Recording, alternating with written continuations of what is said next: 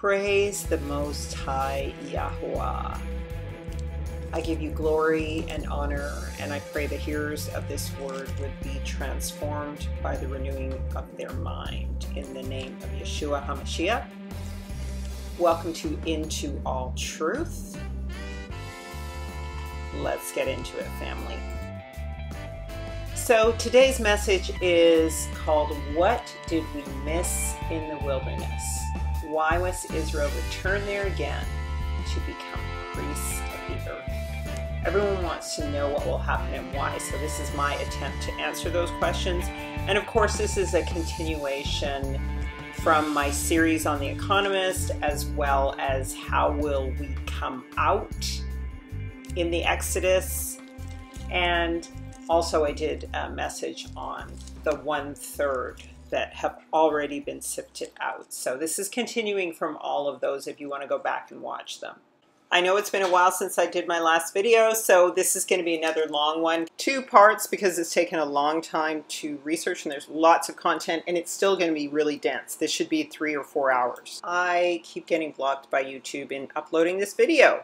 I spent 12 hours trying to upload it. So the content is definitely there. You're not going to see this anywhere else. It's definitely prophecy. So let's get started. And there is a little giveaway gem in this video. Not something I'm giving away, but something that Harry Rosen is giving away in my video. But you're going to have to watch the whole thing. It's a long video, but it's definitely hidden in here, which some people will be the final confirmation of certain things. So watch the whole thing. So as we begin to contemplate our return to the Mount of Yah of Jerusalem, I wanted to take a look at Hosea 12:9, which says, I am Yahweh, who will yet make thee to dwell in tabernacles, as in the days of the solemn feast. So that's Sukkot. And Nehemiah 18:15 says, literally, it's though we'll be camouflaged in booths made of branches and leaves. It says, go forth unto the mount and fetch olive branches and pine branches, myrtle branches, palm branches of thick trees, and make booths as it is written. These are fruit trees, incense trees, and the palm branches, I believed, were used to lay a path for the king, as well as for fanning and shelter. So we are to yield good fruit, create a sweet smelling aroma for Yah, and perhaps to worship him. So what did we miss in the wilderness that the 144,000 will obtain? What was Yisrael supposed to do, and why did they not do it? Is Israel protected in the trial? How and why? And what and where is the mountain in the wilderness?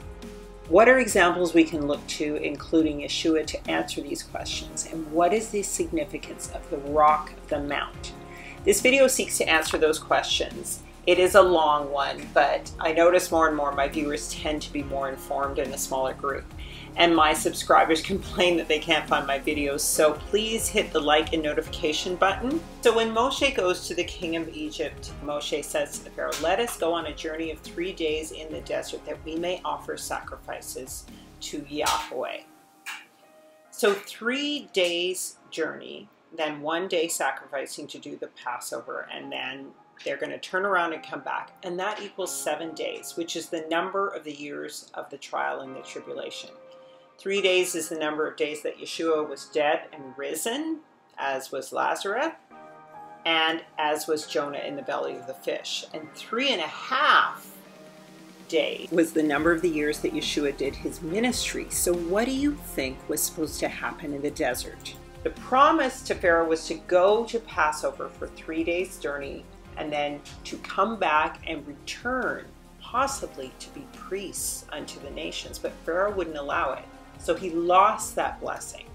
The word says we're strangers and sojourners in a strange land, as were all of our fathers. Yeshua even said, this is not my home, but that the kingdom of heaven is at hand, and it's coming down from above. Even Abraham was a stranger and a sojourner until he went up the Mount of Yah alone with Isaac. After that, he was settled. So what can we learn from Abraham when he went up the mountain, and from the Shunammite when she went up Mount Carmel, about taking the journey of raising a son to life? Now, the Shunammite was a wealthy woman who was blessed with a son by Elijah, and the son later died. And so she had to go through certain steps to have him resurrected. And this is what she has in common with Abraham and his sacrifice of Isaac. After circumcising himself, Abraham is told this time next year, Sarah will have a child. And the Shunammite had prepared a place for the priest/prophet to stay, Elisha. And she was told the same thing. Next year, this time, you will have a child. So essentially, we face the same question. Shall a nation be born in a day? A day is a year. So just like Abraham prepared his heart with circumcision and the Shunammite prepared a home for the prophet, so we have to prepare our hearts and our temple for Yeshua to inhabit us. There is a lot of contention about the location of Mount Sinai. Some think it's Mount Hermes, Mount Zion, Jerusalem. Sometimes they are all synonymous. But what Abraham is told is to go up Mount Moriah. Take your son, your only son Isaac, whom you love, and get thee to the land of Moriah, and offer him for a burnt offering. And Abraham rose early in the morning, saddled his ass, and took 2 of his men with him. And he cut the wood for the burnt offering. Burnt offering is mentioned 4 times in this part of the story. And of course, we all know how it goes, that Abraham binds Isaac to the altar. And Isaac complies. He allows himself to be bound to this covenant, to be bound to this altar. And marriage is a form of binding people as well. And he has the wood and everything ready. And Yah provides himself as the sacrifice. He provides a ram that's caught in the bushes. In a sense, Isaac is taken up a mountain and symbolically raised from the dead. So Elijah is looked after by a woman who is called a great woman, who is a Shunammite. Now, the Shunammite were the descendants of Ishkar, the northern kingdom. And David actually had a Shunammite wife at the end of his life who was younger and who was much contended over later. And Solomon also had a Shunammite wife. And this Shunammite had prepared, as I said before, a place for Elisha to stay in on his journeys. And he blessed her with a son. And when the child went out with his father to the reapers in the field, he fell ill, his head was hurting, and he died in his mother's lap later. So what the Shunammite woman does is she goes up Mount Moriah to Elisha, and she catches him by the feet and demands that he come back and revive her son. So he returns and he stretches himself over the child, and the child sneezes 7 times, like the 7 years, and opens his eyes. So just like the Holy Spirit hovered over the earth and breathed life into man, so this is how Elijah raises the Shunammite son from the dead. And she must go up Mount Moriah in order to obtain this blessing of resurrection. Now, we'll find out later there are 7 spirits and 7 churches. And when Yah breathed life into us, he kissed us, put life into Adam, breathing into him. And so the process is the same. Elijah had to lay himself over him. And then when he comes back to life, he sneezes breath 3 times. So we know that Israel is to be reborn in a day. And we know from Elijah's story of dry bones that this dead nation must be revived. So I want to look at Moshe and the burning bush that is not consumed for more clues as to what will happen on the mountain. Because Moshe, the key thing that he knows is that any bushes burn all the time in the desert, and they're always consumed, but this one was not consumed. Moshe would have had to have been quite a special person to notice that the bush was not consumed by the fire. So according to the word, it says, now Moses kept the flock of Jethro, his father-in-law, the priest of Midian, and he led the flock to the backside of the desert, and there came to the mountain of Yah, even to Mount Horeb, Mount Sinai. And the angel of Yahweh appeared unto him in a flame of fire out of the midst of a bush. And he looked and beheld the bush burned with fire, but the bush was not consumed. And Moshe turned aside to see this great sight, why the bush was not consumed. And Yah called to him out of the midst of the bush and said, Moshe, Moshe. And Moshe said, here am I. Now the significant thing is that Yah is in the midst of a fire and speaking to him. And when we look at Deuteronomy 4:23, we notice that when the mountain is discussed and Yah being on the mountain, it says, out of heaven he made thee to hear his voice, that he might instruct thee upon the earth, and showed thee his great fire, and thou heard his words, mountain, and the mountain burned with fire in the midst of heaven with darkness, cloud, and thick darkness. And Yahweh spoke to you out of the midst of the fire, and you heard the sound of the words, but saw no form. You heard only a voice out of the midst of the fire. So we see that Yah is, even on the mountain, he's speaking out of the midst of the fire. And then when we look at the menorah, we understand that Yeshua is the servant light in the midst of the two sets of three lights in the menorah. Hallelujah. And the lights themselves are set in almond branches. And on either side of the menorah are two olive trees connected to feed oil to the center lamp in the midst. And so what's interesting here is that we have Yah speaking out of the center of the bush, speaking out of the center of the fire in the mountain, and Yeshua being at the center of the menorah. And we see that two sticks become one to feed oil to the menorah through the menorah.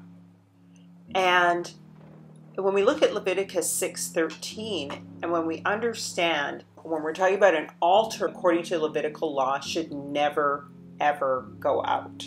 Sacrifices for peace and incense should never go out. And so we see with the Shunammite who's married to the old man going up the mountain, with Moshe going up the mountain, with Isaac going up the mountain, there's some sort of a sacrifice going on. And in the midst of the fire, we understand that Yah is in the midst. And that's why we hear him say, I will be a ring of a fire all around you and in the midst of you. Now, another clue that we have to what might go on at the time of repatriation is that it was around the time of Shavuot, around the time of the Feast of Weeks, sort of around June, that they entered into Mount Sinai. And so it was in the third month, and they were told that they shall be unto Yah a kingdom of priests and a holy nation. And what they saw was that Mount Sinai, again, was altogether smoke, because Yah descended upon it in the fire. And the smoke thereof ascended as smoke of a furnace, and the whole mount quaked greatly.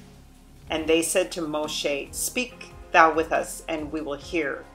But let not Yah speak with us, lest we die. And the people stood afar off, and Moshe drew near unto the thick darkness where Yah was. So this is pretty exciting. They get told they're going to be a kingdom of priests and holy nation, according to 1 Peter 2:9, a royal priesthood, a holy nation, a peculiar people, that you should show forth the praises of him who hath called you out of darkness into his marvelous light. Revelations 1:6, and he has made us kings of priests unto Yah and his Father. In Revelations 5:10, and he has made us unto our Yah kings and priests, and we will reign on the earth. So why aren't they excited about this? Why don't they run up the mountain? Well, probably for the same reasons why we're excited, but we're reticent. There's a lot of familiar scripture here.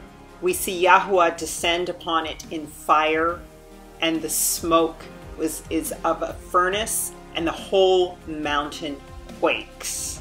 Well, when we look at Abraham's first major encounter with Yah, we see a lot of similarities here.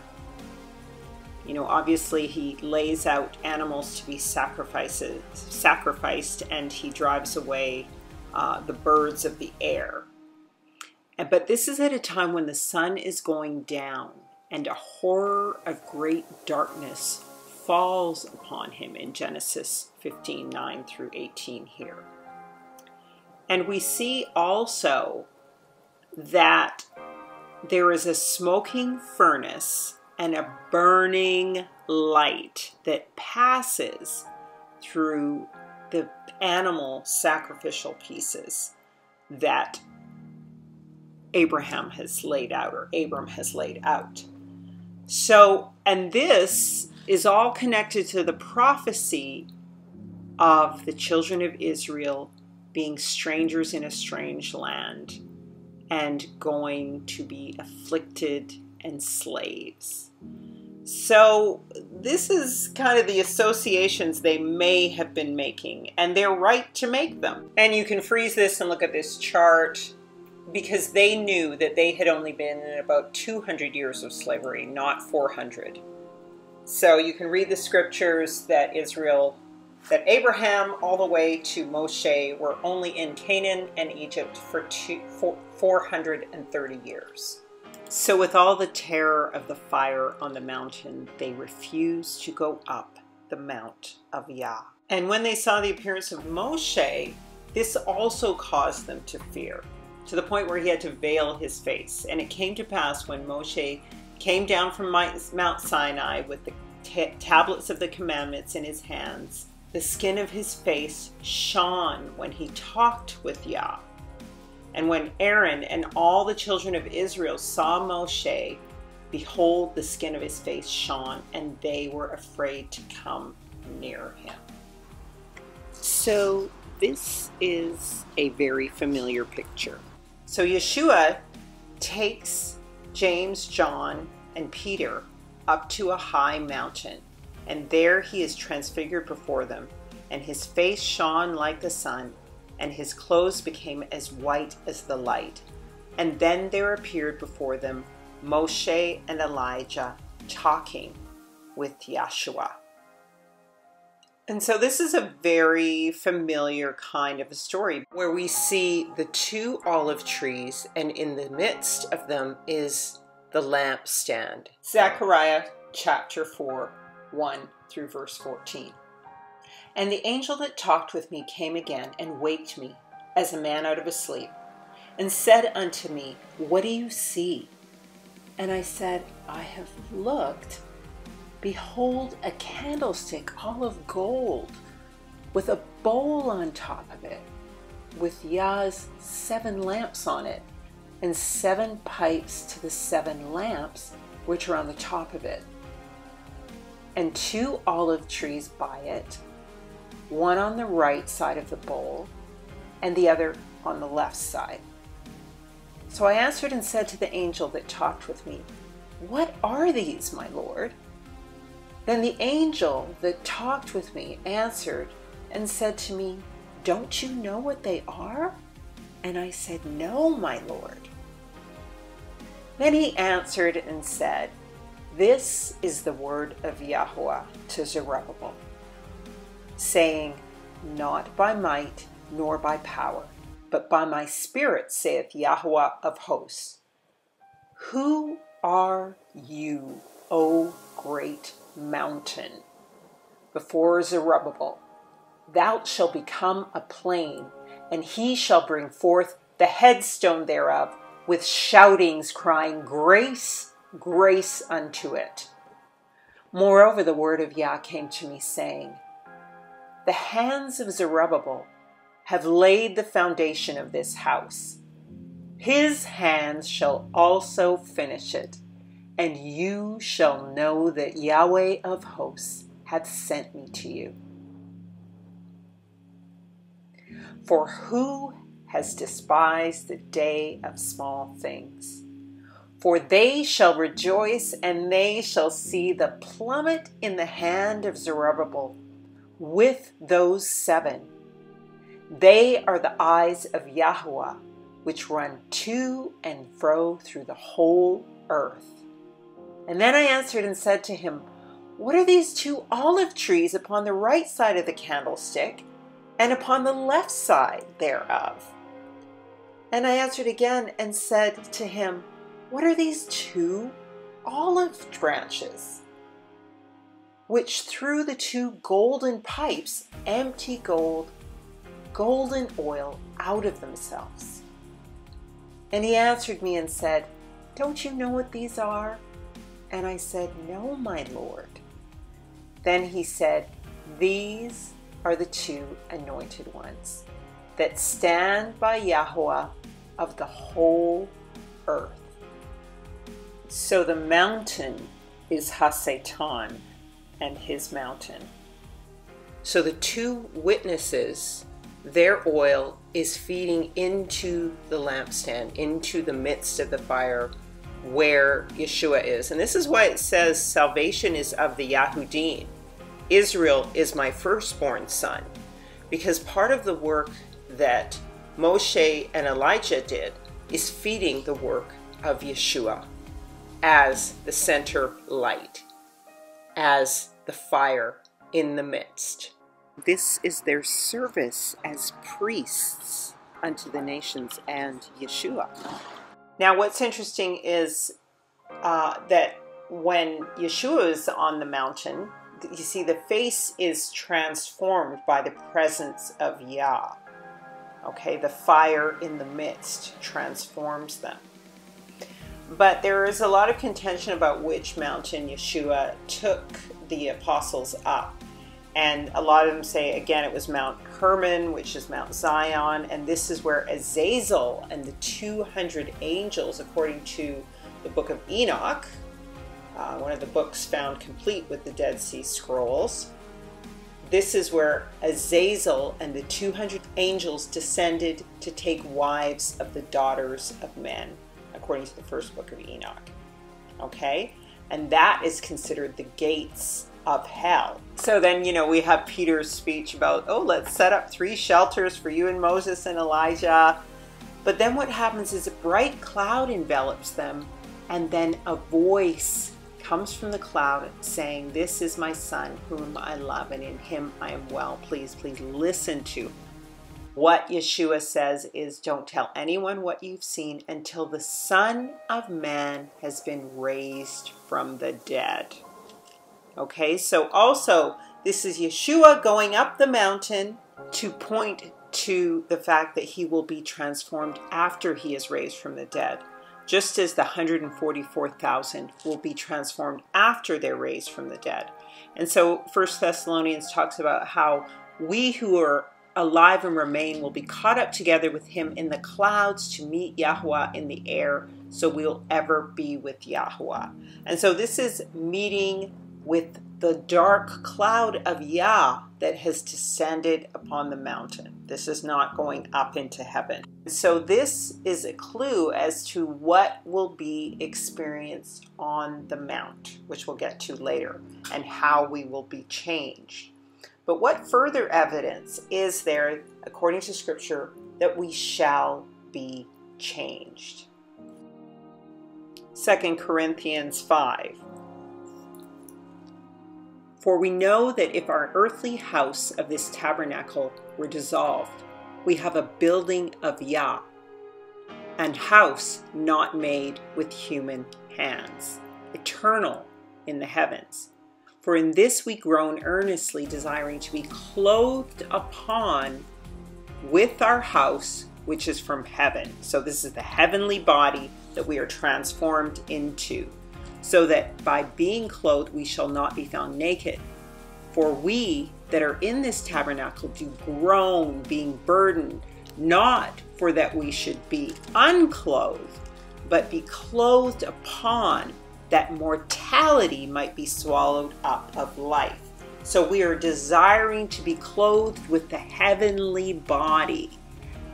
And just like an altar is made of stone, not cut out with human hands, you cannot use a chisel on an altar, so the human who is transformed into a precious stone in Yeshua as an altar unto Yah, because we know the saints cry out beneath the altar in heaven, they become a temple not built with human hands. Know that the 12 tribes all have 12 stones whose builder and foundation is Yah. And so we see even when David wants to build a temple for Yah, it seems to be an odd suggestion to Yah, because his own creation is his cathedral. That's why in the wilderness, the booths are made with the branches of leaves of the trees, of the fragrant incense trees. And that is why Israel are stones, and the human temple formed by the hand of Yah becomes the temple for him to dwell in. And that is why the altar, again, is not cut with human hands. So a lot of us are very concerned about the trial, but we know that we can trust Yah. And of course, I've already done a video on the 1/3 remnant of Yisrael that has already been sifted out since the fall of the temple. And so here we return to this theme of the fire on the mountain, when Yah says, "And I will bring a third part through the fire, and will refine them as silver is refined, and I will try them as gold is tried. And they shall call on my name, and I will hear them, and I will say, it is my people, and they shall say, Yah is my Elohim." So you can see my 1/3 remnant video if you like. But clearly, this is said for our comfort and our assurance, because the character of Yah is good. And so the fiery trials that we will enter into going forwards are going to be for our resurrection from the dead, for us to be revived, as Isaac was, as Yeshua said he would be, as the Shunammite's son was resurrected after she went up the mountain. Isaiah 43, 1-2. But now thus saith Yahuwah that created thee, O Jacob, and he that formed thee, O Yisrael. Fear not, for I have redeemed thee. I have called thee by thy name. Thou art mine.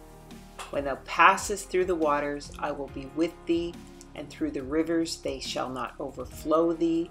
When thou walkest through the fire, thou shalt not be burned, neither shall the flame kindle upon thee. So a fire walk testing is a familiar scenario, and we know that at the fall of the temple, it occurred, as I showed you in my 1/3 video. 1/3 were purged by fire, and a 1/3 remnant was left over. But there's another example of fire walking, and that is with Shadrach, Meshach, and Abednego. And these three men, Shadrach, Meshach, and Abednego, fell down, bound into the midst of the burning fiery furnace. And he answered and said, Lo, I see 4 men loose, walking in the midst of the fire, and they have no hurt, and the form of the 4th is like the son of Yah. So just like Yeshua sits in the midst of the flame of the menorah, and Yah speaks from the midst of the bush and the midst of the fiery mountain, and he says, I will be a flame of fire around you and in the midst of you. He will take us through the fire because he is gracious and loving, good, holy Yah. And there are even more examples of signposts for Judah and Joseph via the prophets and the prophetesses who, as I say, always live out what Israel will endure, so we can have an example of hope. And so this particular example of the widow of Zarephath is encouraging, and it takes place during a time of famine. And Zarephath actually means refiner's fire. And when we come upon the widow, she is carrying 2 sticks. And what Elisha is told is to get thee to Zarephath, which belongs to Zidon, and dwell there. Behold, I've commanded a widow woman there to sustain thee. It's a place in Palestine, so this is in the northern kingdom. And she is gathering 2 sticks to make a last meal for her and her son. What Elisha says to her is, Thus saith Yahweh, Yah of Israel, the barrel of meal shall not waste, and neither shall the cruse of oil fail, until the day that Yahweh sendeth rain upon the earth. This is highly symbolic because it means the oil of the burning light and the word of Yah shall not fail thee until the time when Yah comes. And until rain comes. So if we encounter a famine, Yah will provide. And so because she feeds and accommodates the prophet, she and her son are able to live, and they have sufficient food and oil. So it came to pass after these things that the son of the woman fell sick, and his sickness was so sore that there was no breath left in him. So again, Elijah has to revive this son. He must be wondering what's going on. So he stretches himself out over this son 3 times.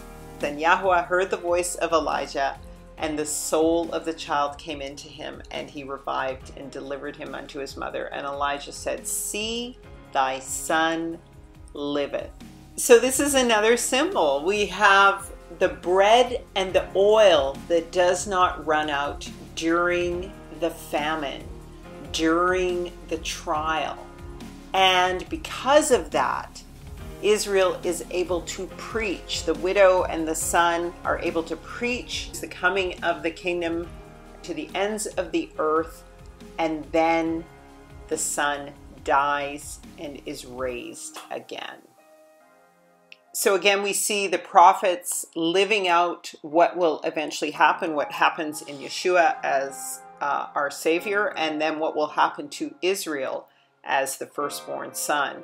So here is another final example, and this is Elijah and the prophet's widow with the 2 sons. And this analogy is really clearly pointing to the captivity of Israel and the captivity of the 2 sons, Judah and Joseph, or Judah and Ephraim. Now there cried a certain woman of the wives of the sons of prophets unto Elijah, saying, Thy servant my husband is dead, and thou knowest that thy servant creditor is come to take unto him my 2 sons to be bondmen. So this is Judah and Ephraim, to be in bondage for 400 years. And Elijah said unto her, What shall I do for thee? Tell me, what hast thou in the house? And she said, Thine handmaid have not anything in the house save a pot of oil. Then he said, Go borrow thee vessels abroad of all thy neighbors. And when thou art come in, shut the door on yourself and your sons, and you shall pour out into all those vessels, and set aside all of the full vessels. Once she had filled up all the vessels, she came and she told the man of Yah, and he said, now go, sell the oil, and pay the debt. And you and your children live on the rest. So she wasn't supposed to sell all of it. She had to live herself and her sons on the rest. So this is Judah and Joseph going into captivity and giving oil to their brothers and sisters and to the Gentiles, and paying their sin debt in this oil of the name of Yah. And of course, the dead husband is Yeshua. And it is not said whether she is from the northern or the southern kingdom, because quite clearly she is likely from both.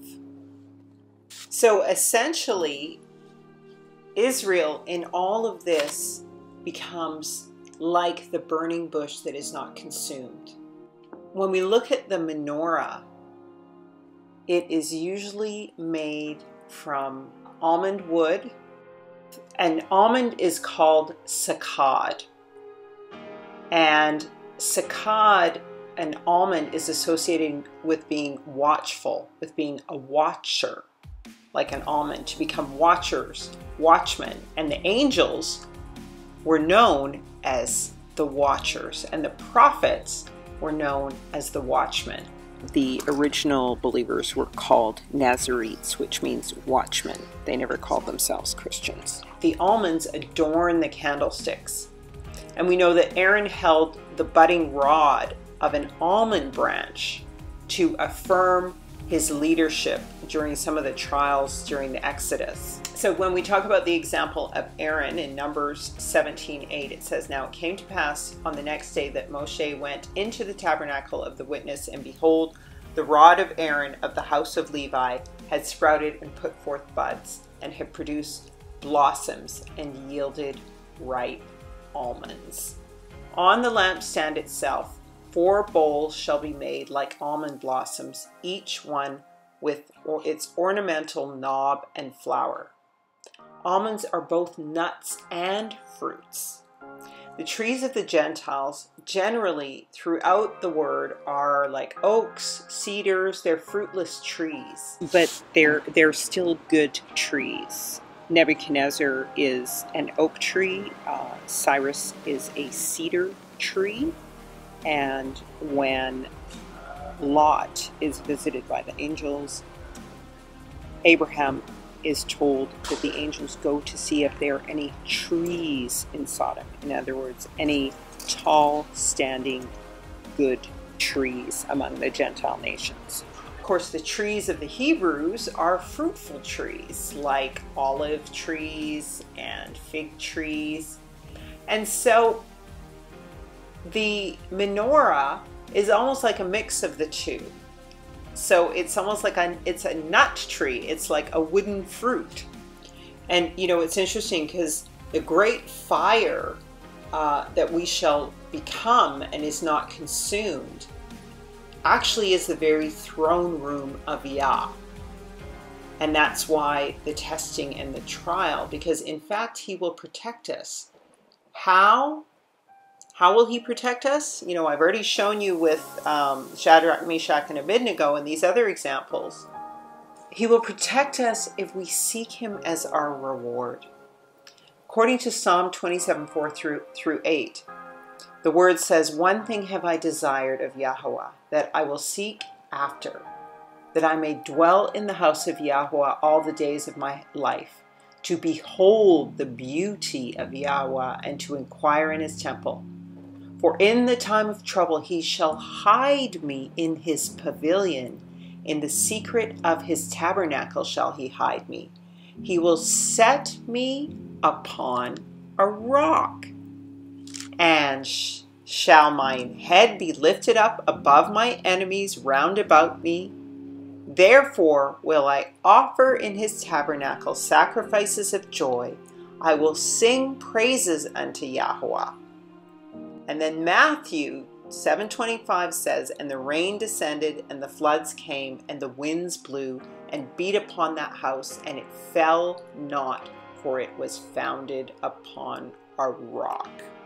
So not only is Yeshua the rock, the firm foundation upon which we are founded, but going up the mountain of Yah, which is also Yeshua, is our firm foundation, is our tabernacle that lifts us above the enemies around the world who come against Israel, who are the rock, who have become now like Yeshua. And so Isaiah talks about Yahweh having this plan. Behold, I am the one who has laid as a foundation in Zion a stone, a tested stone, a precious cornerstone of a sure foundation. Whoever believes will not be in haste. Built on the foundation of the apostles and the prophets, Yahshua himself being the cornerstone. For Psalm 118:22, the stone that the builders rejected has become the cornerstone, the foundation upon which we are built, and Jerusalem is built because we become Jerusalem. We become the stones of the mountain and the stones of the temple. And so this is how both Israel and Yeshua become the sign. In that day, saith Yahweh of hosts, I will take thee, O Zerubbabel, my servant, the son of Shealtiel, saith Yahweh, and I will make thee as a signet seal, a sign and a wonder, for I've chosen thee, says Yahweh of hosts. So every good mountain is a type of Yeshua. He is our foundation and cornerstone. And there are bad mountains that will be destroyed by the mountain of Yeshua and his servants, shouting grace, grace, and mercy unto his children. That will be the destruction of the mountains of Hasatan. So the Jerusalem in the mount will be inhabited as towns without walls for the multitude of men and cattle therein. And Yahweh says, I will be a wall of fire round about her, and will be glory in the midst of her. So we have heard of Mount Zion, or the holy mountain, being called Sinai, Hermon, Carmel. So where exactly is it? I believe, and this is just my theory, this is theory now, Mount Carmel may be on the way there, as Jerusalem of today is called Sodom and Egypt. And as Jerusalem will come down from the sky, Mount Zion is not going to be where Jerusalem currently is, and we really have to question where it is. Now, the pictographs for Mount Carmel are a kaf, which is an open hand, a resh, which is a head, mem, which is to cross over water or water, and the lamed, or staff. It's known as and symbolizes a cultivated garden, a fruitful, plentiful field or place, tender ear of corn, forest like a garden, the early grain. It is a forest, a garden of trees, and notice that we are told to clothe ourselves in myrtle, palm, and olive, a number of different trees for our tabernacle. It is in the area of Asher, where the Shunammite came from, and it is near Jezreel, which is what Israel will be called once it is planted and resown. Between Jezreel and Mount Carmel is the Mount of Armageddon. And Jezreel was purged of Jezebel, the 900 prophets of Baal, and the murder of Nahor by Jezebel for the field of Nahor was avenged in Jezreel. This is where fire came down on the mountain when Elijah confronted the 400 prophets of Baal, and then from there he ran to Jezreel. And when you look at the name Carmel, again it starts with a calf, which is an open hand, and it can also look exactly like a menorah, just like the fire on the mountain. We know its numerical value is 20 or 2, so a union. So that can be Solomon and the Shunammite, David and the Shunammite, or Ephraim and Judah, otherwise known as Joseph and Judah, unifying, or Israel unifying with Yah. And this can take the form of Solomon and the Shunammite. So it's like the open hand of a groom inviting a bride, or the open hand of Yah speaking to us, welcoming us, speaking to us comfortably in the wilderness, taming us, allowing us in, bending, yielding to us in a comforting way. An open hand in marriage to the head, we cross over water or are baptized, and then we are shepherded. Carmel overlooks the water and just is upland from the tongue of the Egyptian Sea, and on the other side of it to the east is the Euphrates area. So this is exactly where the return in the Exodus will occur again. This is the area that is crossed over, split into 7 seas so that Israel can cross over into the promised land, which I mentioned in part 2 of my second Exodus video if you want more information. So what else about Mount Carmel is of greater significance? Carmel is heavily referenced in Song of Solomon. In Song of Solomon it says, "Thine head upon thee is like Carmel, and the hair of thine head like purple. The king is held in the galleries." So we know the purple crocuses are on Mount Sinai. My beloved is bright and burnished, the chiefest among 10,000. His head is as the most fine gold. His locks are bushy and black as a raven. His hands are as gold rings set in beryl, and his belly is as bright as ivory overlaid with sapphires. His legs are as pillars of marble, set in sockets of gold. His countenance is as Lebanon, excellent as the cedars. So the burnished brass is forged in a fire on a mountain, and we have the head of gold in the name, and we of course have the cloud round about, the black cloud that Yeshua comes in, the ivory tower where Yeshua is. Later I'll show you a scripture from the book of Enoch that shows that the Mount of Yah is capped with a sapphire stone. And of course, Lebanon is the gateway to Mount Carmel, and his legs are like cedar of Lebanon. My beloved cometh leaping on the mountains, skipping on the hills. He standeth behind our wall or ladder. Rise up, my love, my fair one, and come away, for lo, winter is past, the rain is over and gone. The flowers appear on the earth, the time of the singing birds is come. So here we have the song that the 144,000 sing. Winter is over. We are invited to come away. The crocus, the purple crocuses or flowers are springing forth on the mountain. And he comes skipping on the mountain. The fig tree putteth forth her green figs, and the vines tender with the grapevine are a good smell. Arise, my love, my fair one, and come away, O my dove. Thou art in the clefts of the rock, in the secret places of the stairs. So this is Moshe talked about how Yah hid him in the cleft of the rock as the presence of Yah came down upon the mountain. So this is what's going to happen again. Only Israel will not be afraid.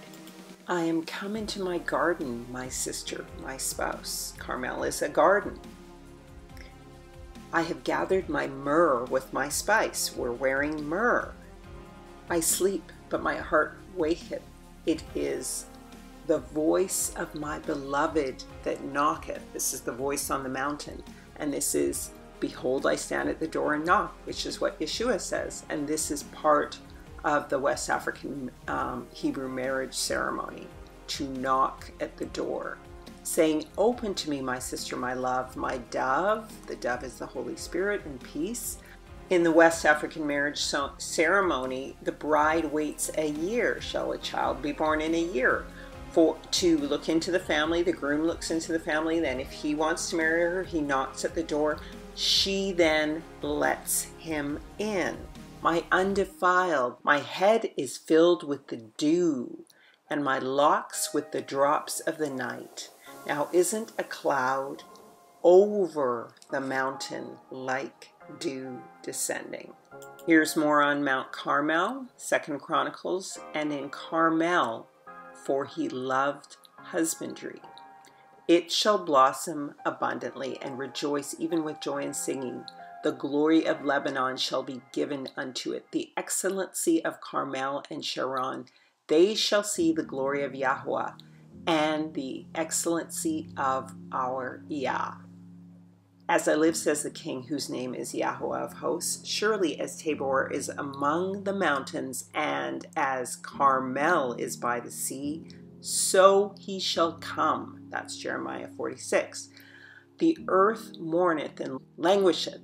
Lebanon is ashamed and hewn down. Sharon is like a wilderness, and Bashan and Carmel shake off their fruit. And of course, we know all about the fig tree, the fruit tree. So we're going to get into the Shemaim and the mountains of Yah, and where Hasatan is, and what will happen at the very end of times, and the great rock and Jerusalem coming down in part 2. Like I said, you guys, I always do long videos, and if you're too impatient to listen, I always say just listen to it in pieces and just remember your place. Don't be impatient, because I'm doing this because it's very important for everyone.